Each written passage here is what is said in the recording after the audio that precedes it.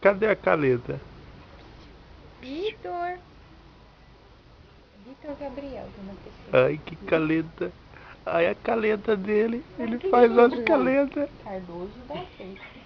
Ia pro Cardoso não tá vendo. Ela falou Cadê que a era caleta? Cardoso ali, arrasou. Eu ia lá, Ai, que coisa feia. tanto que ele só registrou quando eu saí do hospital. Ai, que coisa feia. O zoião. Nós saímos num sábado, né? Os outros nós saímos na segunda, viu? Nós saímos no sábado, aí quando foi na segunda-feira. Nossa, ele tinha nossa, médico nossa. 7 horas. E foi no médico e depois já foi registrar ele. Eu falei, você pega meus documentos, vai lá e registra, né? Quanta careta, Aí mãe. não pegou e não foi. Quanta Quando careta. nós saímos, nós vamos. Eu Ai, sabia que se conhece, não conhece o nome Cardoso, era brinca, né? quanta careta. Não Quanta vai, careta. Marina, os quartos da turma leva aqui pra trás, assim. É, na janela assim. Os quartos da turma. O quarto é grande, já não cabe nada que tem cada canto. Não, tem aqui já que põe uma cama, põe a cama. Olha lá, mãe.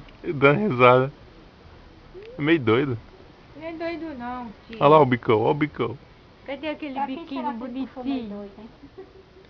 Cadê o biquinho Olha lá. bonitinho? Dando risada, meu bebê? Mas É? Você conhece a mãe, né? Porque Conheço. fica procurando. Oi! Cadê o bebezinho Ô, da Marina, mãe? quando o senhor casar e for o pai, como é que fica, hein?